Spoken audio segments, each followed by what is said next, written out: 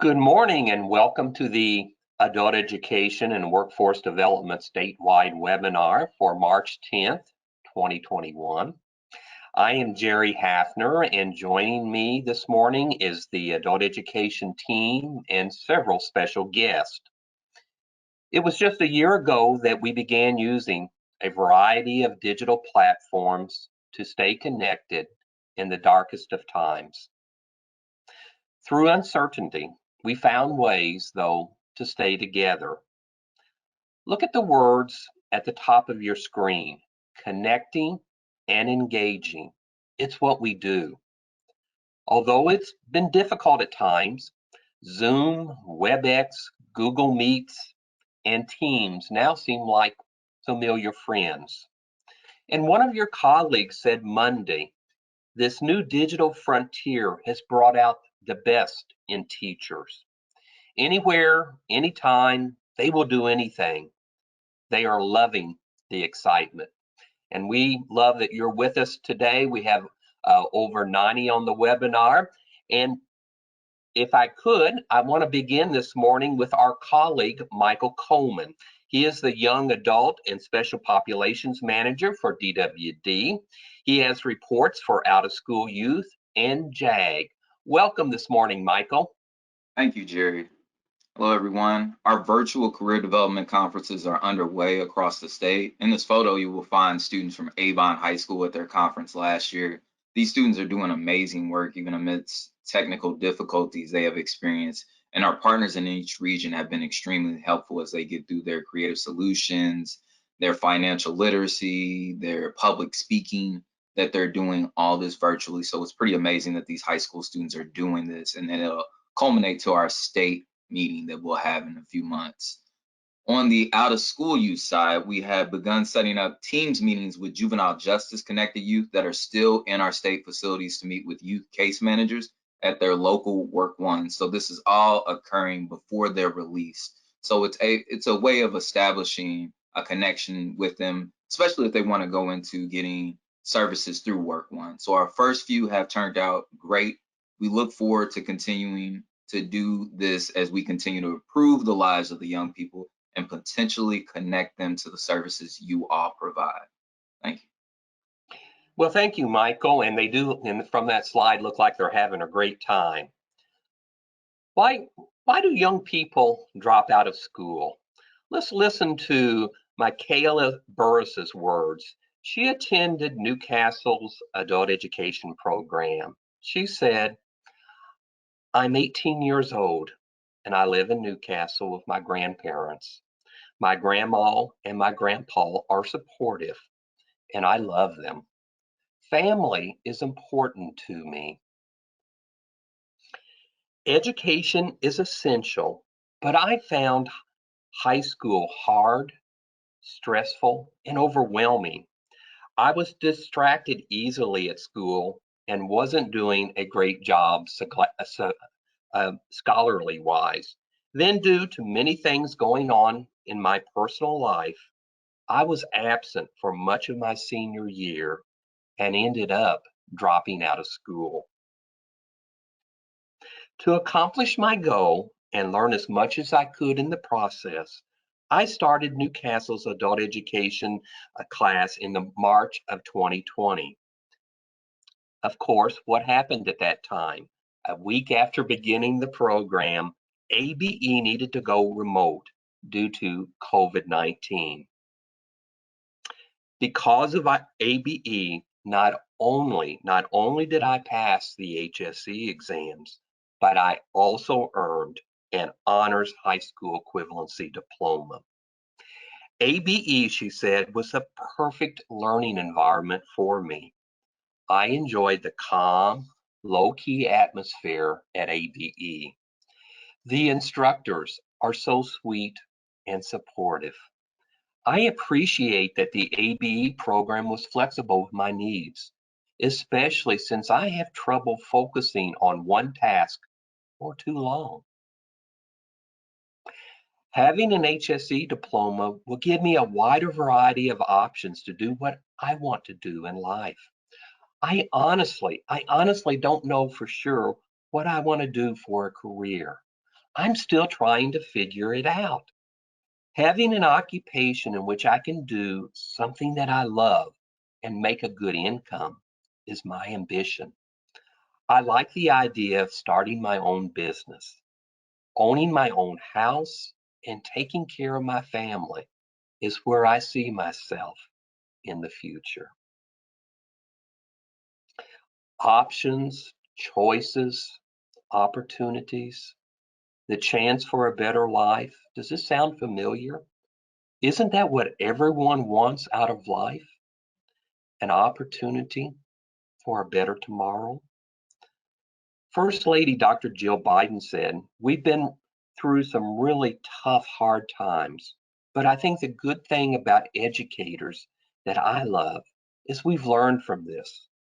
We're all going to take everything that we've learned and we're going to turn it into opportunity to make things better for students as we move forward."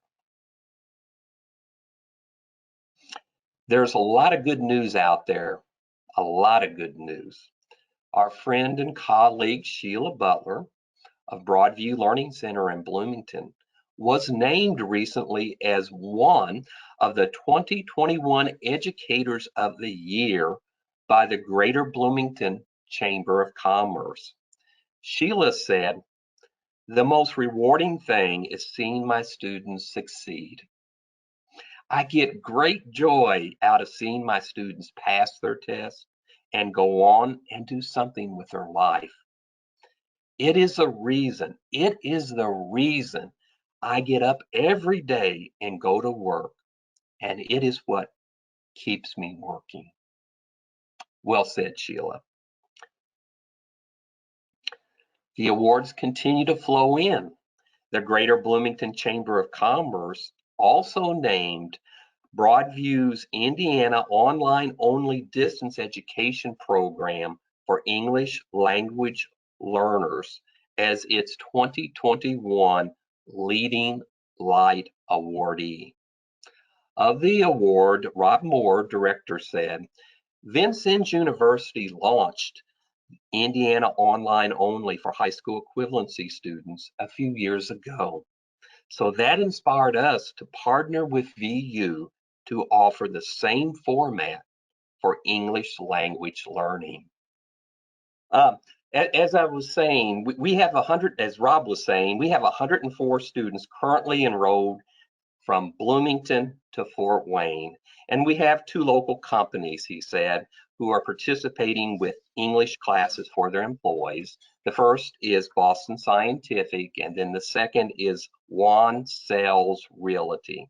And again, congratulations to Sheila for the honor of Educator of the Year and to Broadview Learning Center. And we certainly appreciate Vincennes' support in helping Broadview ensure that we have this program now for English language learners.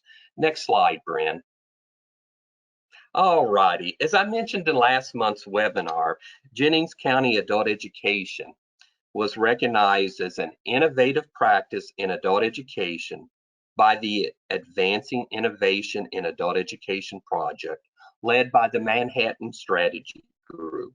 The project is funded by the U.S. Department of Education, their Office of Career, Technical, and Adult Education. Jennings County Adult Education is one of 4 practices selected nationally for facilitating secondary credentialing in innovative ways. The selected practices will be featured in an online showcase on September 22nd at 2 p.m. during National Adult Education and Families Literacy Week. And Jan Suding, the director of the Jennings County Education Center, is here with us this morning to tell you more about their innovative practice. Welcome, Jan. Good morning, everyone. I was asked to fill out this application, and I should preface this with I'm retiring in 3 months. So I honestly thought, oh, I don't want to fill anything out, but my thought was innovative. And when they said IET certified clinical medical assistant, I thought a lot of programs in Indiana are doing IETs, and we have been for a long time. And it didn't take me long to realize how far ahead Indiana is to the rest of the nation. So what I thought was sort of, we've been doing that a long time, to other people was, oh, wow, this is really innovative. Next slide.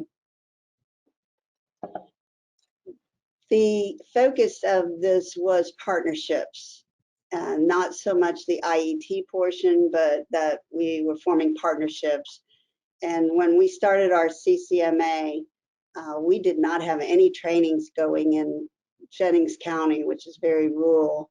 So the rural setting was a real barrier. Providers really weren't interested in looking at rural areas. They wanted that larger population. They wanted to make as much money as they could.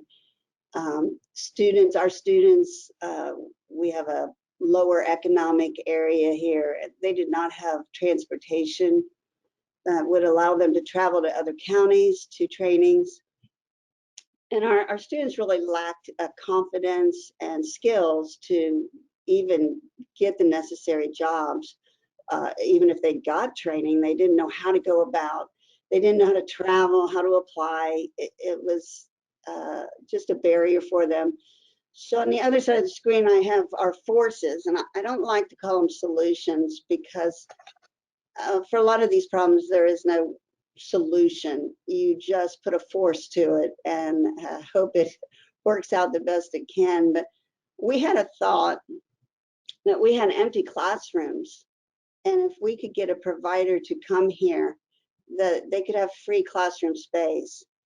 And we worked with Work One, and Work One had found Vincennes University offered a 14-week medical assisting class.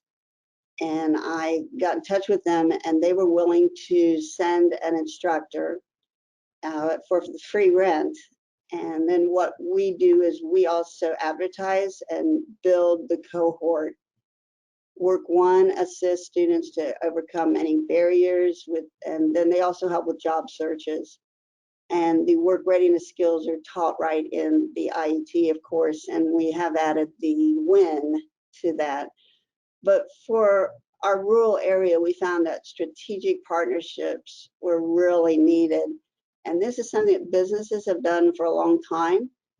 But I've been in adult ed, I'm old, I've been in a long time. And when I first started in adult ed, it was a competition between adult ed programs. We didn't work together. We were all out for ourselves. And it has changed so much that we really work on these partnerships now. Next slide, please.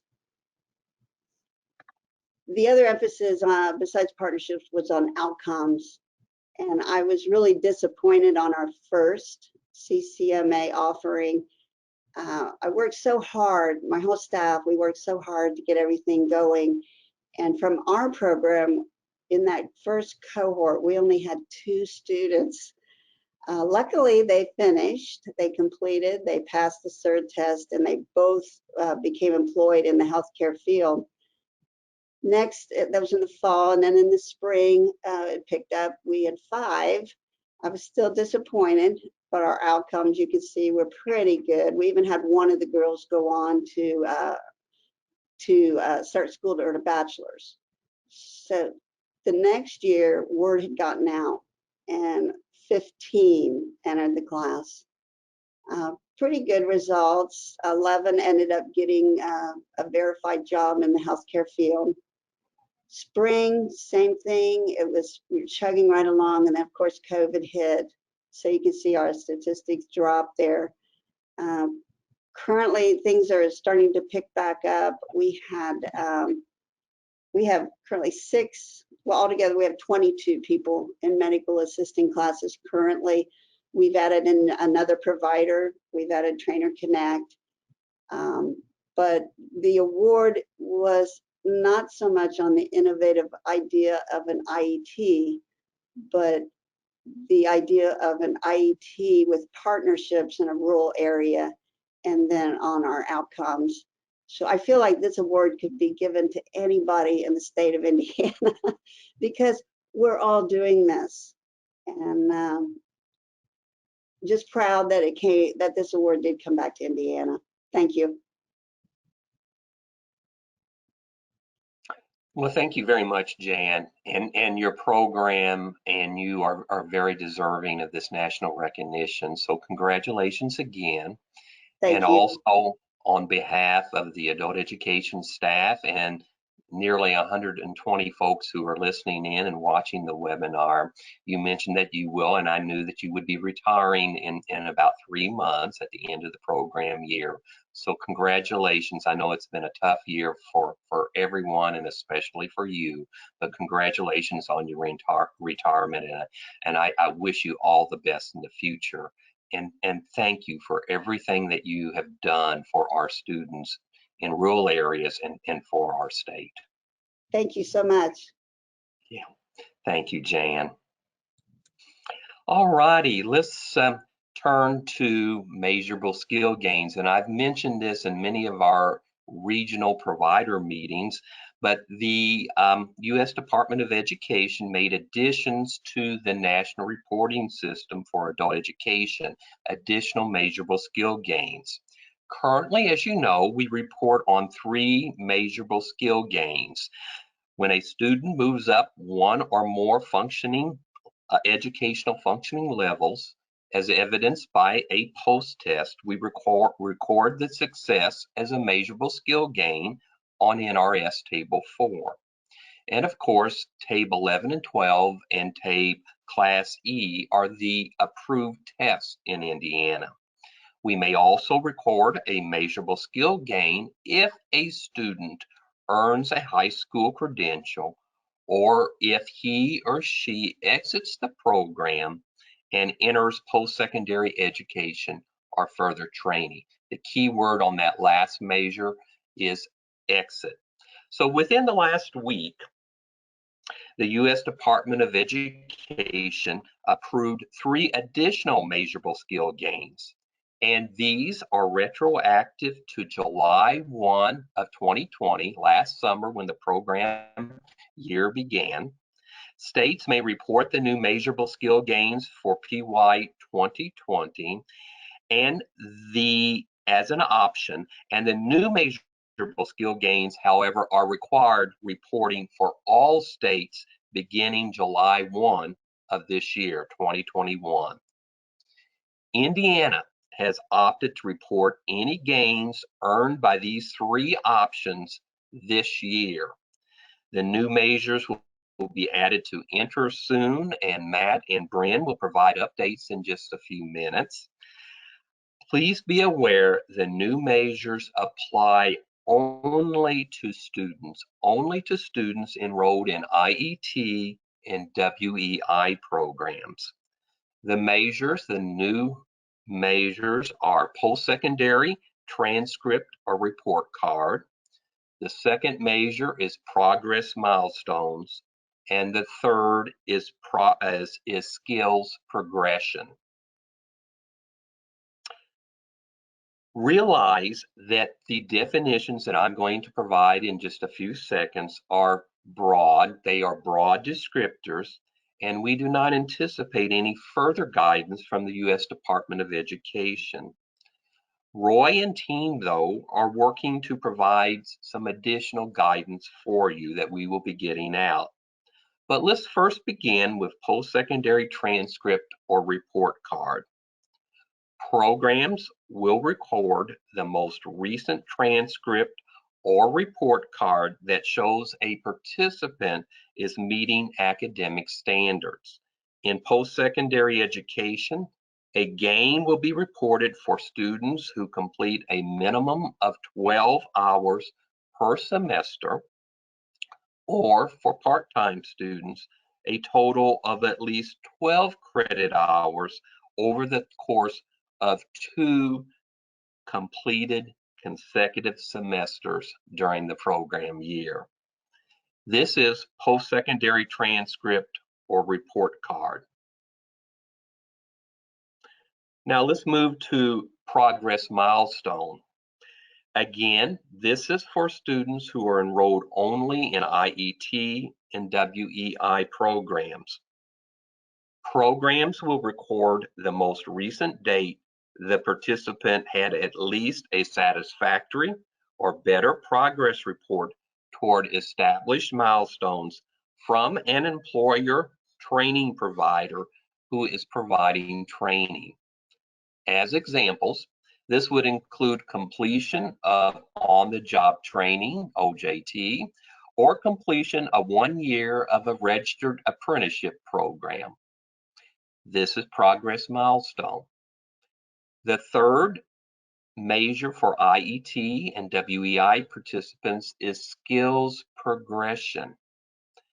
Programs should record the most recent date the participant successfully passed an exam that is required for a particular occupation, or progress in attaining technical or occupational skills as evidenced by trade-related benchmarks such as knowledge-based exams. This is skills progression. The new measures will be recorded on NRS Table 4, Column G. And as you can see on your screen, Column G is the number of IET or workplace literacy participants who achieved an MSG other than an EFL gain and secondary school diploma. Obviously, the new measures are geared specifically for students engaged in occupational and work-related training. The push as some background information in part for these new measures came from the business sector, including Tyson Foods. Tyson has 3 plants in Indiana, Corydon, Portland, and Logansport. And currently, River Valley Resources offers classes for Tyson employees in Southern Indiana. Muncie Community Schools Adult Education provides classes in Northeast Indiana. And Logansport is on track to begin classes at the Tyson plant there in Logansport. In just a few minutes, you will hear from 3 of your colleagues about a special initiative called IET Boot Camps. Indiana was selected and was honored to be selected for this initiative. And based upon our participation and further guidance that we have received from the U.S. Department of Education, Indiana is and will be refining the approval process for IETs to ensure that we not only meet the spirit of the legislation, but we are in full compliance with the law. There are 3 components for IETs, and realize that these components, the 3 components, are not done in isolation.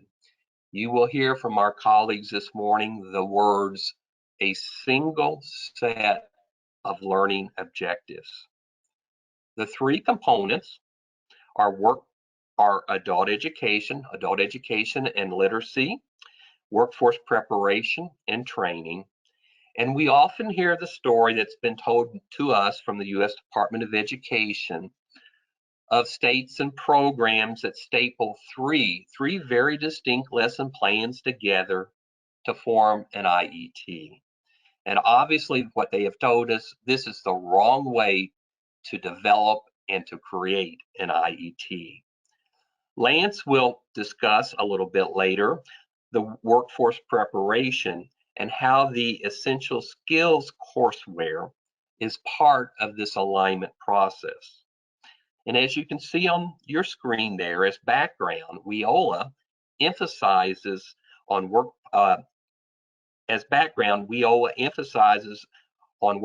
preparation skills, that it aligns closely with employers' priorities.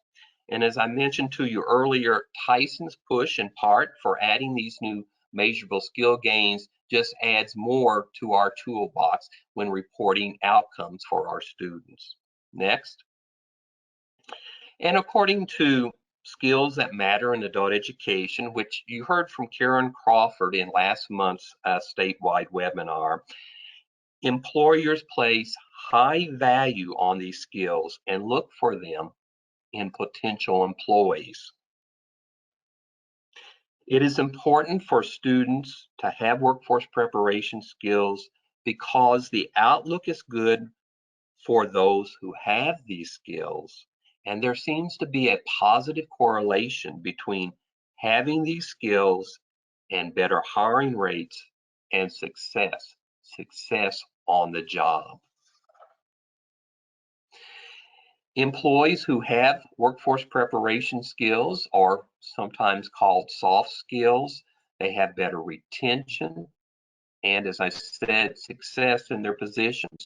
And we can see some of the skills to the right, and obviously communication and critical thinking top the list.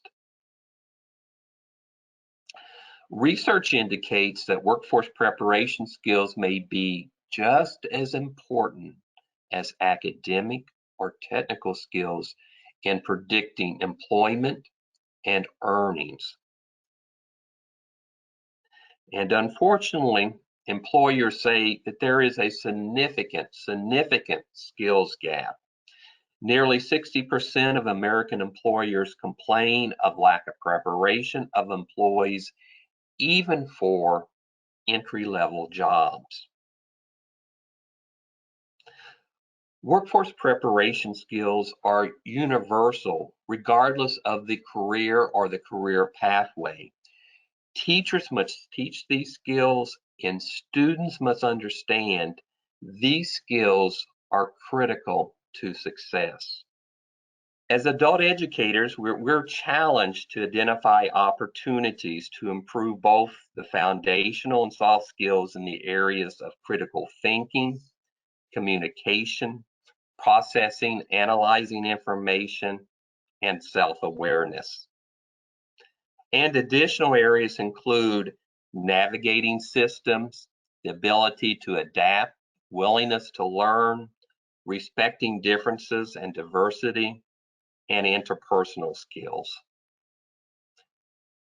And according to the Skills That Matter, adult education is well positioned to conduct workforce preparation activities. In fact, adult education has been helping adult learners work to develop workforce preparation skills for decades.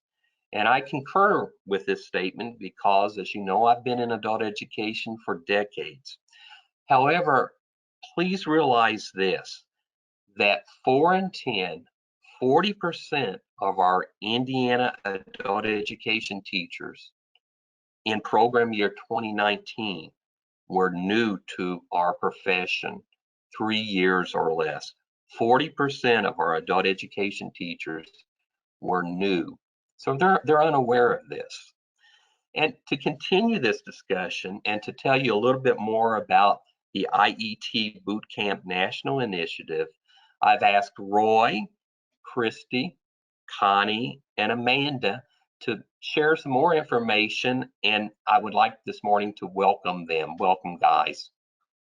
Thank you, Jerry. Before we discuss some of the WEI data, I would like to turn things over to Christy, Connie, and Amanda, who will discuss their experience attending the IET Design Camp. Ladies.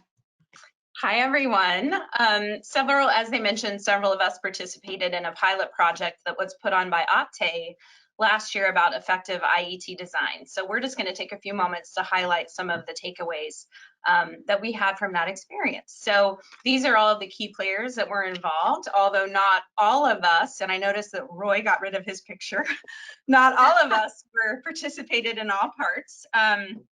Indiana was one of 5 states chosen. The other 4 states were Arizona, Idaho, Tennessee, and Virginia. And then there were 4 of us adult ed program providers that participated. So this slide just shows you a little bit about what to expect from our presentation.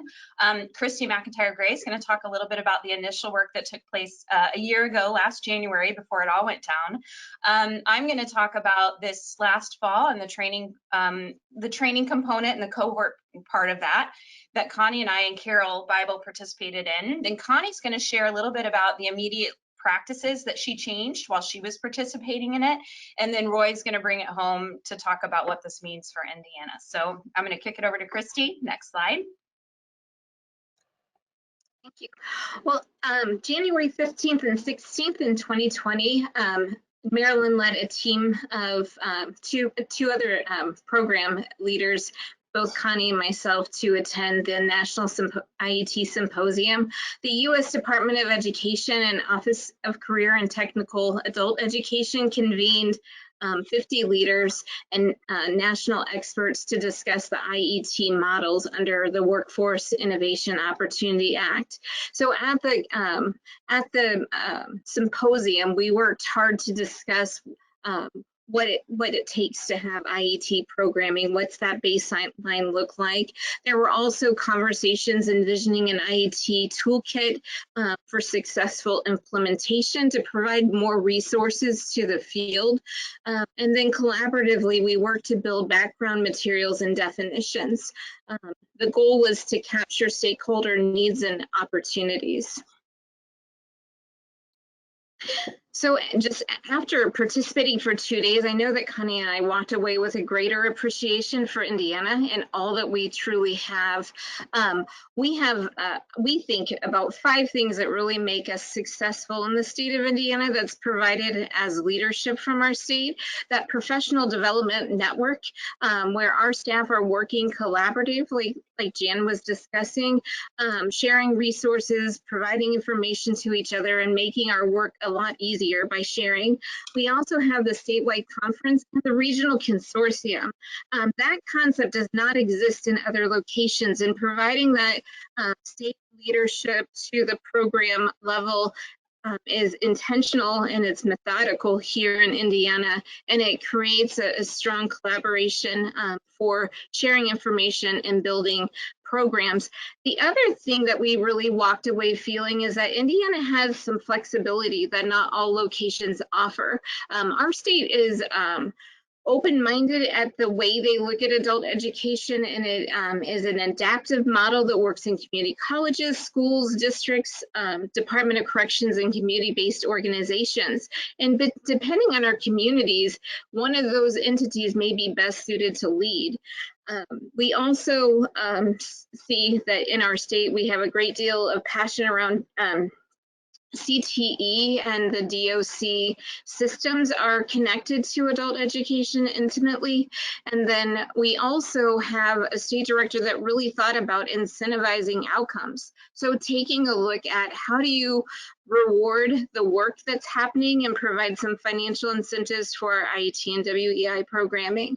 So on the other side, the national momentum that's building from this IET symposium, we saw that, that they were working to build a national clearinghouse for curriculum and training, to also discuss and look at how do you mobilize digital resources to be in sync with, very rural programs to urban programs. How do you offer opportunities to more students?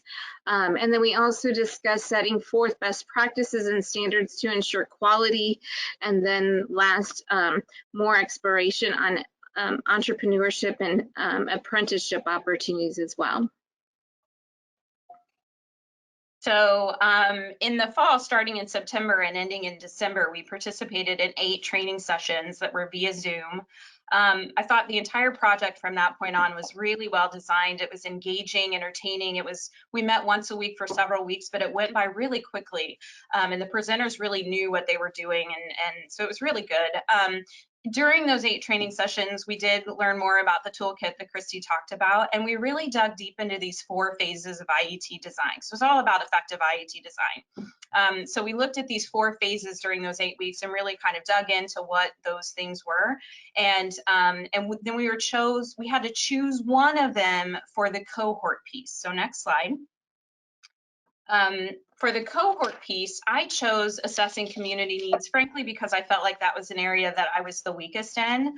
And so we participated in these 3 cohort calls with other people across the nation who chose that same of the 4 phases. So this image on the left, we talked a little bit about, and that I guess it represents kind of the trifecta of perfect IET design. So when you're thinking about implementing a new training and you ask yourself these questions, is it desirable? Is it meeting the needs of the community and of the learners and of the employers? Is it feasible? Do you have the operational capacity to carry it out? And is it viable? Does it align with your other broader adult education goals. And so that heart right there in the middle really represents, you know, if all of that, that's all, if you can answer yes to all of those things, then that overlap represents the most impactful IET design. So we talked about things like stakeholders and doing a needs assessment, and we dug a little bit into these 5 key areas of research. And talked about questions that you would ask yourself as well as you were doing the research. So for example, in the regional workforce development needs, an example there is you'd go to your local regional plan and find out if that was something, the training that you were thinking about is something that works well or is in that plan. One of the interesting things something else that I found interesting is under the state and local IET policy and career pathways, you know, we obviously know in Indiana what our policies are and how to implement that, as well as we're still learning. But I learned through this, one of our homework assignments was to come up with a new training that you wanted to implement. And all of us, interestingly, were similarly aligned in that we wanted to do an entrepreneurship training of some sort. So our homework assignment was to kind of sketch that out, and what did that look like, and was it something that was needed in the community? And so when I did my homework and I brought it back, I realized that not all states have a certification that has to be attached to their IET. And I did not know that. So I'm trying to do this entrepreneurship training on like real estate license or owning your own car shop, and then kind of, you know, packaging that with a lot of things like marketing and business. And they were totally confused why I was choosing to go that harder route versus just having this training that embodied all of those things to be a business owner. So I found that really interesting. I also really learned a lot, and I would echo that we were ahead of the game of these 5 states that I would say I can't speak for the majority, but there were quite a few people who had never done an IET before. So had I participated in this design camp prior to our experience, I don't know that I would have gotten the same amount out of it, but it was wonderful. So I'm going to let Connie take over. Next slide. Okay, so how are we doing? You know, I was very excited that I got to participate in both the Washington, D.C. Symposium and the IET Design Camp. And they were eye-opening for me in a very good way, I gotta say. You know, Christy and Amanda talked a little bit about what happened during each event. But I'm going to focus more on a few takeaways that I got from both experiences. And then I'm going to introduce us to a new term. You've heard it before, the single set of learning objectives that really is designed to help us better organize our IET curricula. But first of all, here's what I want to say. Thank you, and you've heard this before. Thank you, Marilyn, Jerry, and the whole state staff, because we have the freedom to imagine, create, innovate, and develop our IETs, and not other states aren't quite as supported. So that's all I have to say about that. But all of this has paid off in a very big way for Indiana. We are doing great. Pat yourselves on the back, and everybody should have a smile. We're doing awesome. You know, we are actually, like Amanda said, we're years ahead of other people. There are people just beginning the process. So while we were at Design Camp, we saw a lot of crying.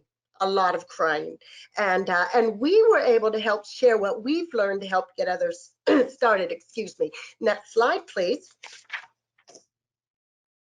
So here are my takeaways, and I can kind of enclose this: communication and stakeholder participation is a critical component, and that really is the takeaway that I want to talk about today. You know, stakeholder involvement is essential in creating contextualized curriculum, and here's the truth. Curriculum that is not co-planned can appear disjointed to the learner who is receiving the training, and actually to the teachers that are teaching it. It takes away from the goal of the integrated contextualized learning. So an important piece, and I don't know if, you know, I was doing this. Here's a note: adult education directors and adult education staff cannot create the contextualized curriculum by themselves. You have to have participation with other shareholders and your partners. So there has to be direct involvement from the occupational skills trainers. And so that is just very critical. Sharing information and processes in the IET development helps. When we share with other people, it helps all of us. It helps students. It helps every program. So one of the things that that I learned too is that when in IET Design Camp and in Washington, many of us were talking about the exact same thing and doing the exact same thing, but we needed a common language. We needed that to help create consistency, unity, and understanding. So that's what I got of that, and I'm about to introduce you to another takeaway, but let me tell you what. So as a result of all this process, I'm going back, and I have more than a dozen IETs. Some of them are long-standing, some of them were dismal flops. We won't get into all that, but one of the things that I'm doing is I'm going back to my IETs, and I'm taking this information that I learned and some new tips, and I'm reevaluating. I'm setting up meetings with my stakeholders, between teachers and occupational skills trainers, and we are designing, drum roll, our single set of learning objectives. Next slide, please. I don't want y'all to panic over this. We have enough acronyms in adult ed, but we're going to learn one more. But you're already doing it. Don't panic. Single set of learning objectives. Okay, so if you look at the graphic, we have our IET program goals. Those are our overarching goals for our program, and they set the stage for our single set of learning objectives, or SSLOs.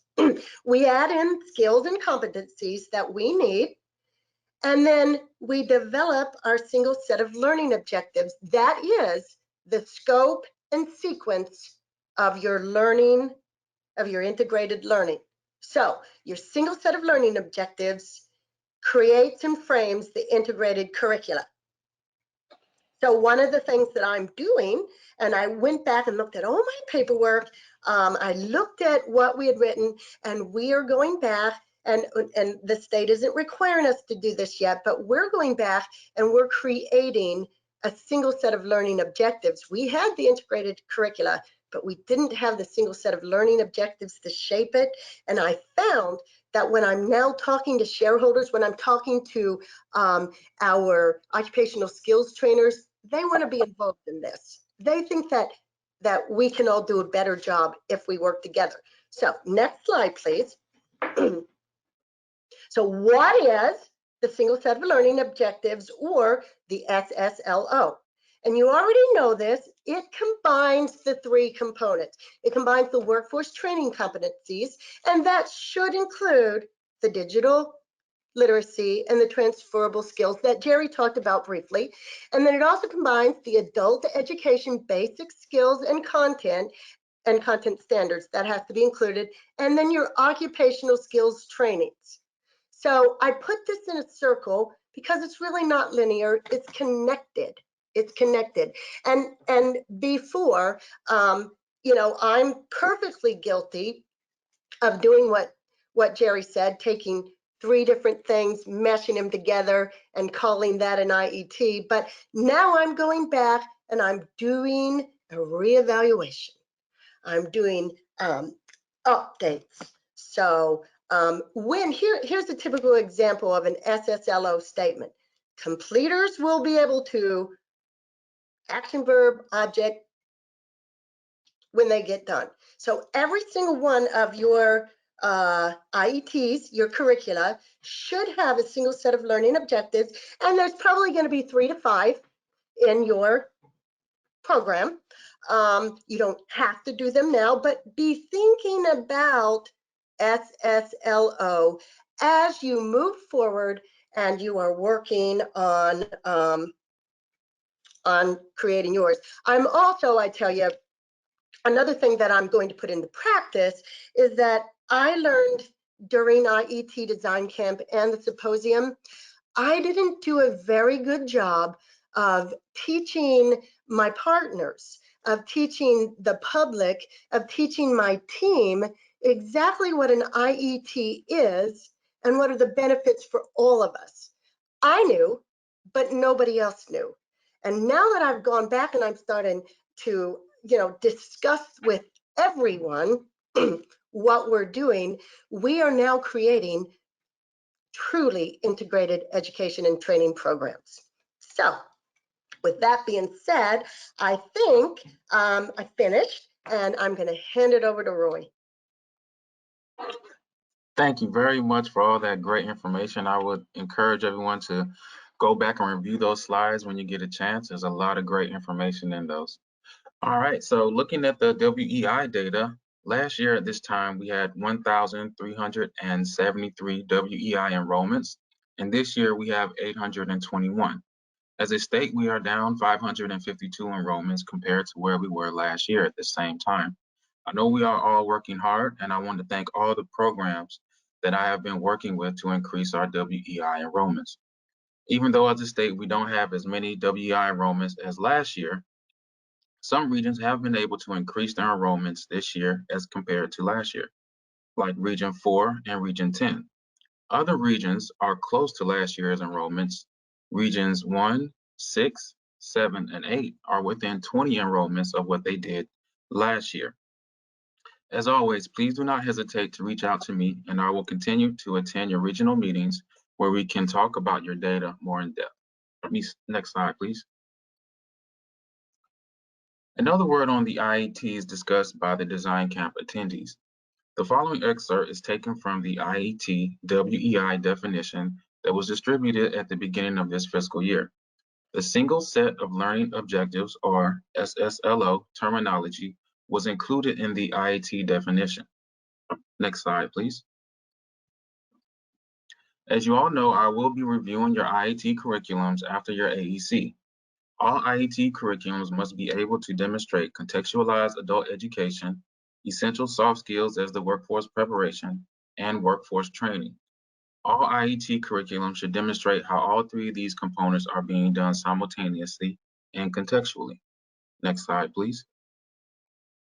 We will be distributing an IET curriculum template that is an updated version of the template you are currently using. We have placed reminders to emphasize components that will help our state meet federal regulations. One modification is that we have included is a note about contextualizing the adult ed activities. Next slide, please. We have also included excerpts from IET WEI curriculums at the end of the template. They will show an IET with contextualized adult education, inclusion of essential soft skills. We have also included a couple of curriculum excerpts that would not be approved. These are included as a teaching tool, and I give suggestions on how they could be improved. What is an approved WEI that a program intends to be an IET and WEI combination at a later date? I give suggestions on how to modify it for an IET WEI combination. Next slide, please. I want to give a special thanks to Amanda, Connie, and Christy for their time and presenting this morning. If there are further questions, please contact me. Thank you, and I will turn it back over to Jerry. Well, thank you very much. What a great presentation. Thank you again, Christy, Amanda, Connie, and of course, Roy.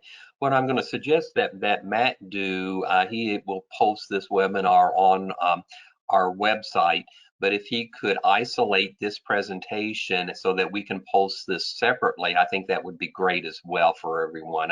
I think, ladies, you have an IAACE presentation there, so great job and thank you again. Jerry, well, let's move on. Can I interrupt really quick because there's a specific question for Connie that I think instead we move on, we go ahead and address it. Rob wants a specific example of what you learned for the SSLO. What have you done to revise your IETs for this SSLO? So I'm not understanding the question. So does he want me to give you an example of an SSLO that we've written?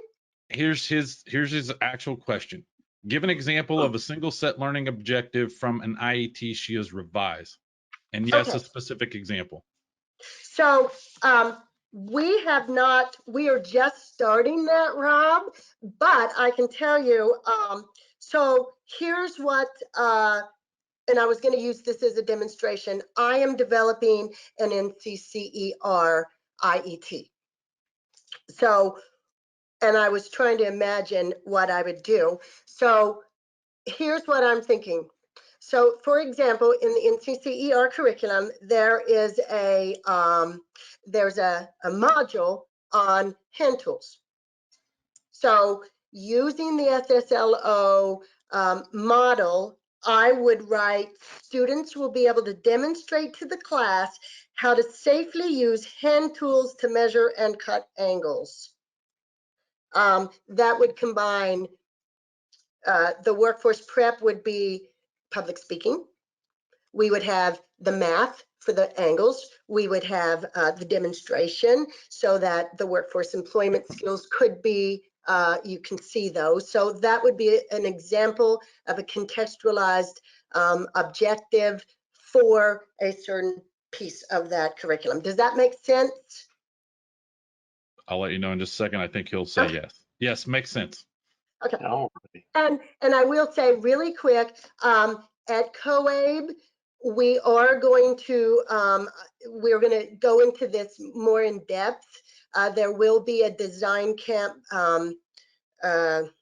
session, so I will be. I was asked to be on that, and then an IAACE. I will touch on it briefly. So in a presentation. And yes, Jerry, I will cut this specific thing out and make a separate video just for that. Wonderful. Well, thank you, ladies, and thank you, gentlemen. Roy, excellent presentation. Let's move on. Last month, we presented our rollout of the Worldwide Interactive Network, simply known as WIN Essential Soft Skills Credential. And Lance is here this morning to provide some updates. Welcome, Lance. Good morning, Jerry, everyone. As we said, we rolled out last month. As you may recall, each module takes approximately 3 hours to complete for a total of 12 hours to finish. And that's an estimate. As we've discussed in the past, we could see 12 to 15 hours, just depending on the student CFL. The modules begin with a pretest, interactive computer-based instruction, and a post-test. That must have 80% or better score to pass.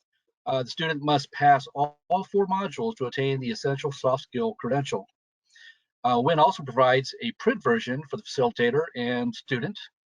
There is a print version of the test available, but those required ordered directly from WIN at about $25 per person. Next slide.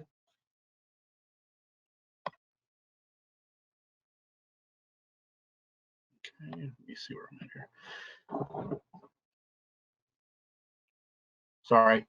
On average, 6 out of 10 students who enter adult education are not working. DWD recognizes the importance employers place on communication skills. Therefore, the Essential Soft Skills Credential has the backing of DWD and will carry the signature of the DWD Commissioner, Fred Payne. Next slide.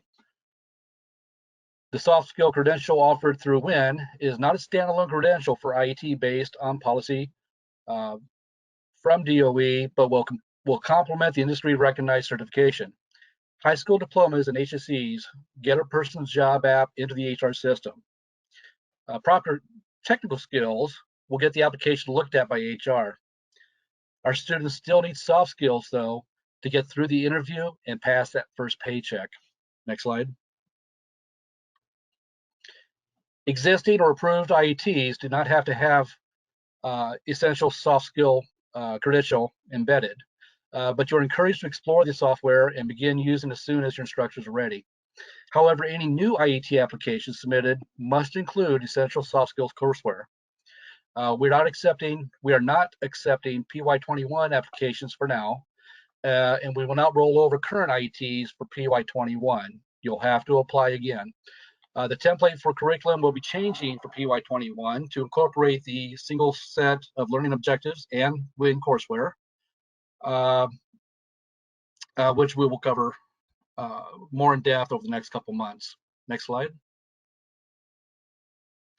In the meantime, for those not already using WIN, please contact Martha Finch Anderson for access. She will need your first and last name, work email address, and program location. Martha can set up your accounts easier through email than using the online request form. So just contact her. Training videos are available once you log in to the WIN CR system under resources.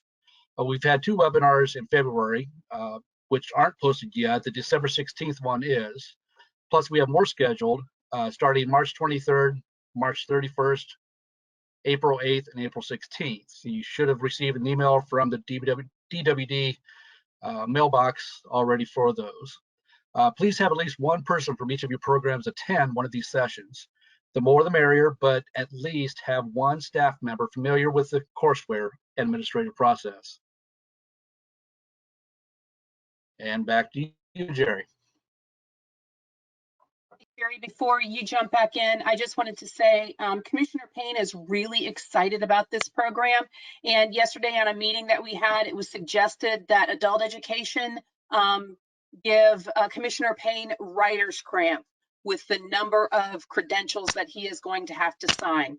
So I really encourage you to get on board with this. It's a pilot right now, but we look to expand this. And I think that we can show how this can be done through adult education.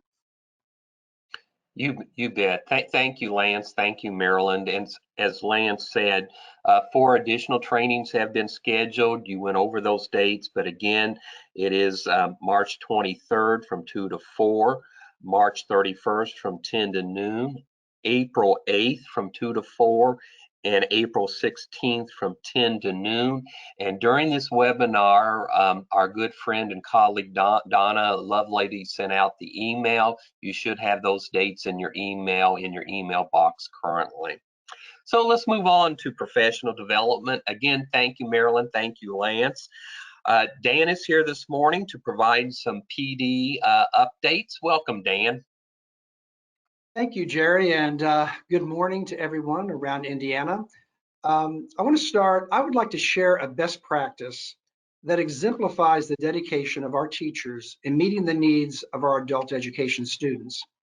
Last week, during a Region 4 consortium meeting, Lisa Cruey, the director of an extremely rural program spread throughout 3 counties, was asked by a colleague how her program was able to attain a Table 4 measurable skills gain of 93.1% and an HSE percentage of 58.6.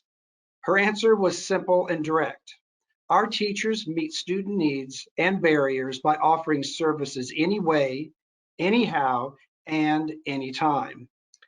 Classes in Benton, Warren, and Fountain counties have been offered primarily virtual all year. Students without technology are supplied computers with hotspots, and as of this date, none have gone missing. Materials such as books and calculators, as well as distance learning packets, are delivered to homes and picked up if students lack transportation. However, all TABE testing is done face-to-face, even for those opting for virtual learning. You may ask why virtual learning students are asked to test in person. The reason is BWF teachers feel it is very important to do this so that a relationship can be established from the onset. So whether meeting at a classroom, a church, a parking lot, or even a student's front porch, like the Postal Service, BWF teachers are not deterred by rain, nor sleet, nor snow, nor pandemic. Also, students can choose their own class time. Classes have been taught on Saturdays and Sundays, weekdays as early as 6 a.m. and as late as 9 p.m. During this year, the professional development team, Nancy and I and Jerry and others in the state staff, we've enjoyed sharing the best practices in reaching and teaching our students, and there have been many. However, perhaps the best practice of all has been the incredible amount of flexibility and empathy that programs staff have extended to students. Without these two elements, learning can be very difficult. As teachers, one of the first things we were taught was Maslow's hierarchy of needs. The foundation for learning must begin with psychological and safety needs. From there, students grow and succeed. And we wish to thank all of you for helping our students to grow and succeed. And I have one last update. The state PD team will send out a final reflection report, which will be due sometime in April. And the next PDF meeting will be April 23rd. And during this meeting, we will discuss the local PD plans for the year 2021 and 22. And back to you, Jerry. Thank you so much, Dan, and thank you to the PD team. Great advice from Lisa. Let's move on. I wanted to talk a little bit to you about our data. We compared March 6, 2020 to March 9th, 2021, just about a year's time. And for this period, Indiana's total enrollment, as you can see on your screen, is down by about 6,750 students from the same time a year ago. Again, about a 34% decrease. I pulled this data yesterday. I pulled it again prior to the start of our webinar. We just topped 13,000 students enrolled in Indiana at this point. Actual number is 13,022 at this point about an hour ago. And meanwhile, measurable skill gains are down by only 3 percentage points, and HSCs have declined from the same time a year ago by 595. The separation rate remains the same at 16%. Next. The news is really not quite as bad when we compare the same time to program year 2018. We compared March 8th, 2019 to March 9th, 2021. And for this period, as you can see on your screen, Indiana's total enrollment is still down, but it's down by about 5,900 students from the same time 2 years ago. And this is a decrease of about 31% as opposed to 34% that I mentioned earlier. However, here's the difference. Measurable skill gains, when we look at 2018 compared to where we are for this program year, measurable skill gains are up by 2.6 percentage points, and HSCs are up by nearly 380 diplomas, and the separation rate improved by 2 percentage points. So when we compare ourselves to 2018, the numbers are much better, and we're still doing a good job. We need to continue to work on our enrollment and get that up in the coming weeks, and particularly have that as an emphasis for July 1 as we come out of the pandemic. So let's move on. Megan Hivret, as I've introduced several times, is your new HSE coordinator.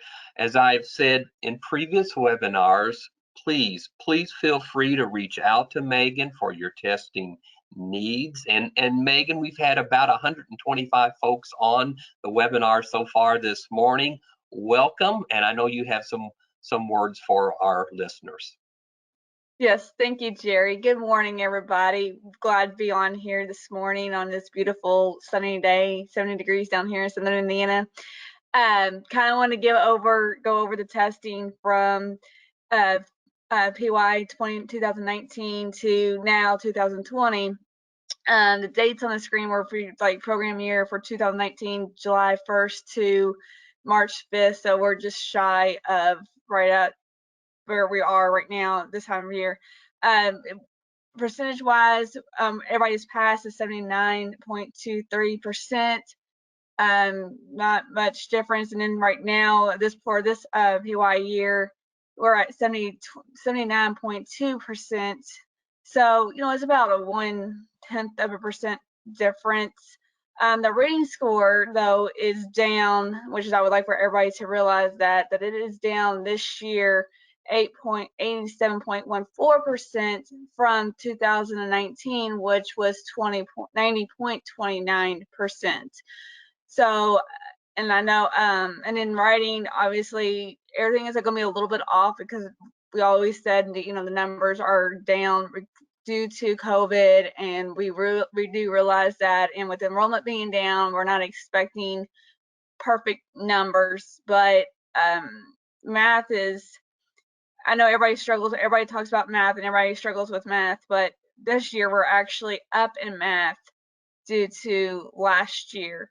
We're at 80.85% versus last year we're at 80.33% this time. So everything is down, and glad to see that the math is up because that's my forte. But yeah, the reading score is definitely a little disconcerting, knowing that there is a lot of science that has to do with reading, social studies that has to do with reading, math. I mean, obviously you're doing reading, but you're also having to actually give them problems and solve those. So, and writing and reading go right there hand in hand. So it's just kind of, to me, that kind of caught my eye when I saw that writing was at 92% and reading was at 87%. I would thought, for me, on the other side of things, would be right there neck and neck. Reading and writing would probably would be about the same, but they're not. Anyway, as Jerry had said, I am willing to help out with all your all's testing needs. And I look forward to hearing from you all soon. Thank you so much, Jerry.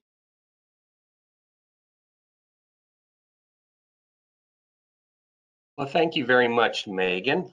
Let's move on to any updates from Bren in relation to IETs. Good morning, Bren. Good morning, Jerry. Thank you. Appreciate it. Good morning, everyone. Just a little update on the IETs and the data. So currently, total enrollments, we're sitting at 1,951. Of those enrollments still enrolled are 1,041. Of those, dropped is 103, which is 11.32% as of right now. Completion, we have 807, which is at 88.68%.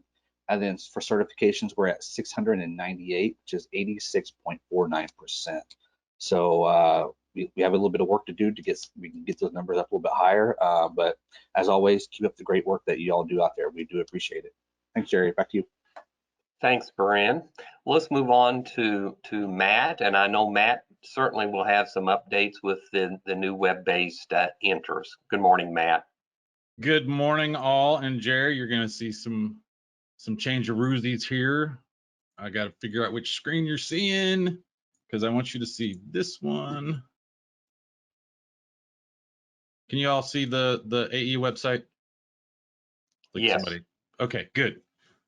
All right, before I get into this, there's some reminders that I want to put out. First, and this was sent out in an email as well. Users of the Enter system should be using the website. However, we understand there are things that we are fixing and still working on that don't work, and you still must use the client. Now, everybody's like, what's the client? The client is the old Enters, and it's the desktop icon that you have on your computer that we installed. So you need to use both. Like we couldn't set focus subjects for a while in the new website. They've got that fixed. You can set the focus subject and it will save in the website. But before then, you had to use the client to be able to do that stuff. If there's a problem with a page, like the demographics page was not even loading last week, late last week and early this week, as of today, for me at least, it loads. So please use both systems and don't get frustrated with the new one. I know it's new. I know there are people out there that are frustrated with it. We're still trying to fix certain things. I know that people have complained about the font being too light. They're looking into that too. That's not been a priority because of the major things of not being able to save attendance and things that you need to do your job are getting done first. So that's just one reminder. I know that there has been, and I'm not trying to out anyone, there was an email sent out that said, do not use the client, don't use old Enters at all. That is not the case. That is not the case. You should use both. I will say that again, use both. If something's not working on the website, use the client and we will get the website caught up. They're making changes to it every single day. Like, they're doing an amazing job. The next thing is a side note. I've been given emails or been asked several times now to remove site program records from students who didn't show up, or we thought they were going to be here and they didn't show up. I am no longer going to remove any site program from any student that you put into the system. Here's why. Federally, you're supposed to report any student who contacts your program about your program. They must be entered into Enters. If that's a phone call, if they walk through your door, you're supposed to do an intake and put them into Enters.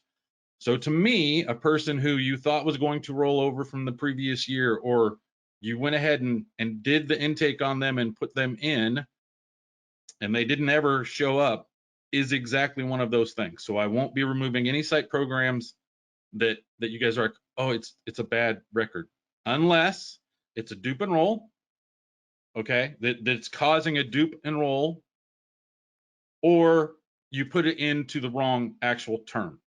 If it's for the current year, they're going to stay in there because they count on table 2A as a contact. So just want to clear that up. So the issues for the web and the client, like I said, we're still working on those. Now, I need the directors to make a note to get this information to your data people, and that this gets disseminated as quickly as possible. As of today, your teachers, okay, as of today, your teachers will still use this website, but they will not log in with ABE. If you see here the personality, if they are a teacher, have them hit the drop down and go to ABE teacher. We scaled it back to basically what the old teacher website was, because trying to get the accounts modified to see only what they were supposed to see was harder than them recoding the website, if that makes sense. So there is a teacher website now, and it says ABE teacher. So all of your teachers that have a teacher account need to make sure that they hit this drop down. There is a problem with that though. As soon as they log in, they're going to have to reset their preferences. The preferences will look slightly different. It's a larger window and it looks like the old teacher website preferences, but it's in the exact same spot. It's the cog icon. You click it, set preferences, set your attendance date range to 90 days, and it's fine. So again, that drop down is ABE teacher. All right. If your data people aren't teachers, they will still just use the ABE just like they're doing now. But your teachers that have teacher accounts need to log in with ABE teacher. So I need to make sure that that gets put out to all of your people who do your stuff. If you're one of those people who gets the information to your lead data person or your teachers, make sure you let your teachers know. Other than that, please still send us any issues that you are having. I know about a lot of them, and even if you're telling me redundant stuff, that's fine. Go ahead and email me. But other than that, that's all I have as far as Enters. The last thing I'm going to say is I have been busy and I did not get last month's webinar posted, but that will be done this week along with this one. So thanks, Jerry. Thanks, Matt. Really appreciate all the information and the hard work. Let's move on to the final part of our webinar, and that is IAACE and Jen. Welcome, Jen. I know you have information about April's Virtual Institute that will be Friday, April 30th.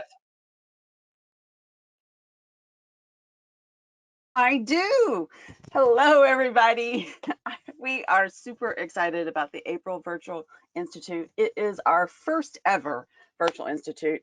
So be a part of history and go ahead and register today. All the information is available at the website on the screen, iwce.com/virtual institute.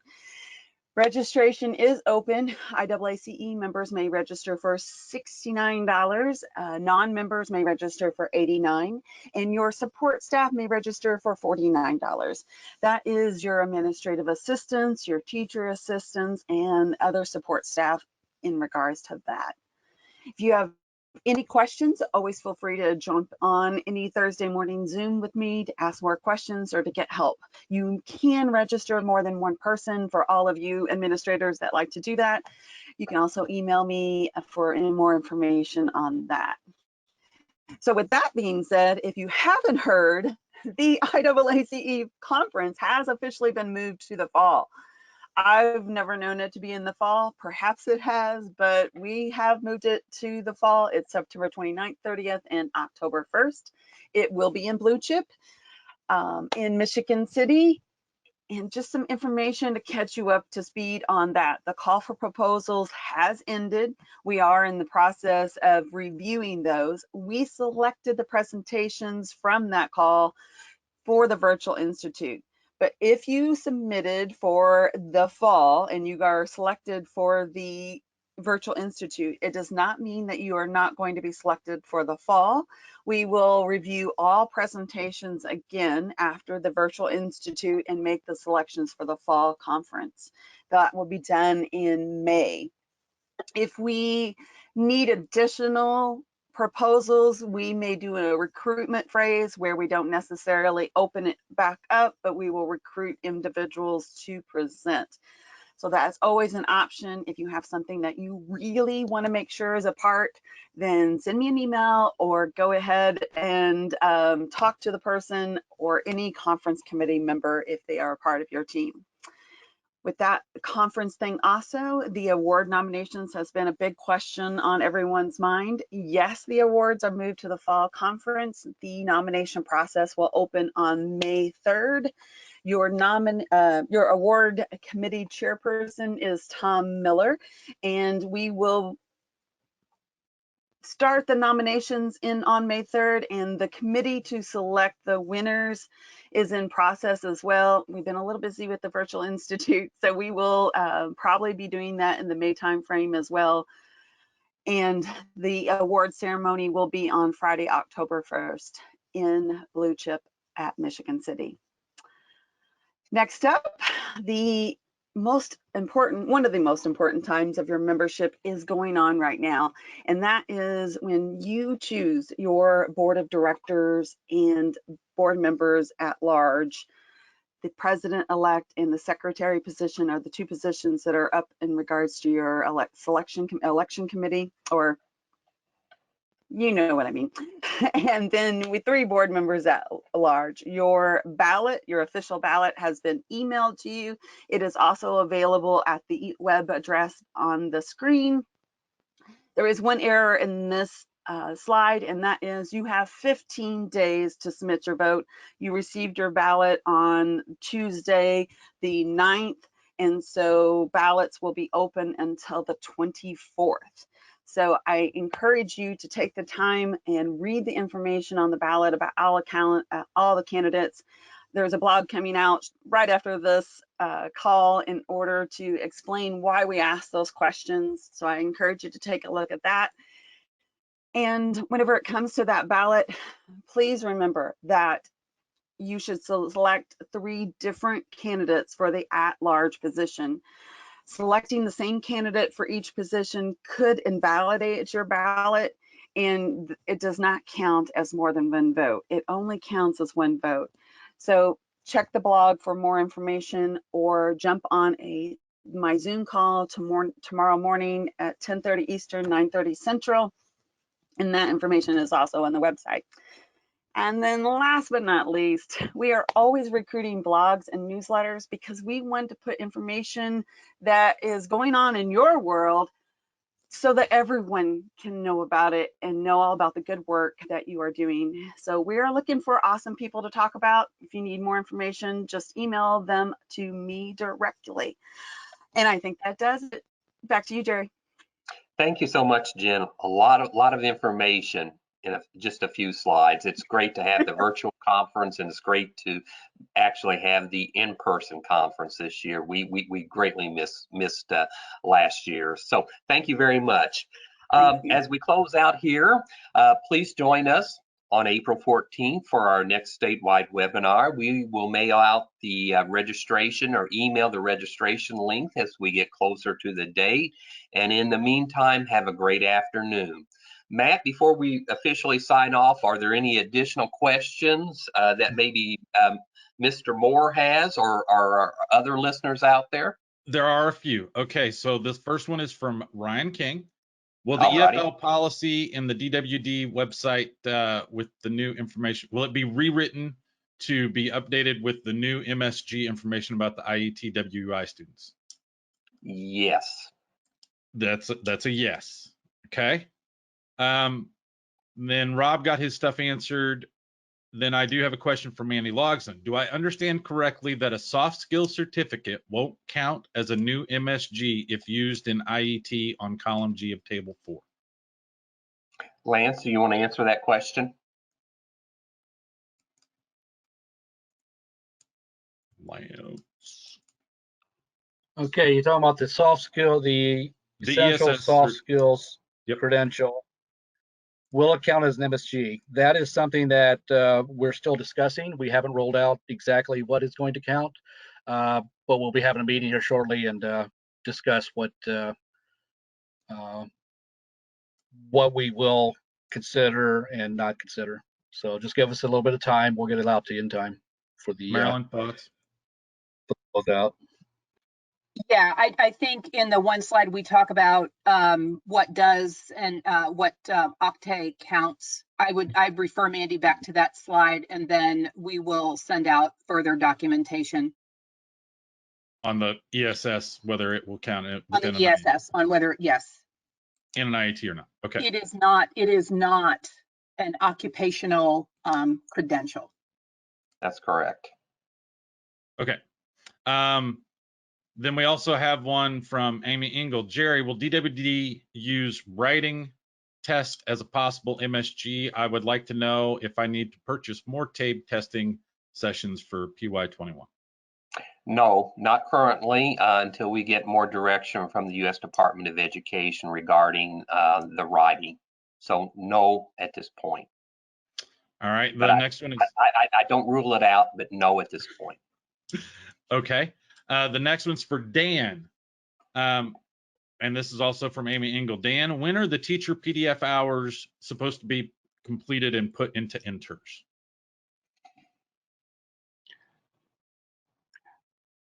You should put them in as it occurs. So, Okay. so just don't wait. If you do PDF stuff, enter it on the teacher record. And Yep, just go in as it's done. You want to keep it ongoing. okay. And then the last one that I have so far is from Kitty Meyer. Any news on continuation timeline, sir? We will have more information in our April webinar next month on the 14th, but please plan on that information going out during the month of April. And as I've indicated in some of the provider regional meetings that we've had, it will be a streamlined process. It will not be essentially you doing a full-blown grant application, which I know everyone welcomes, but we will be getting more information out to you during the month of April, and we will have more information on our April webinar on the 14th.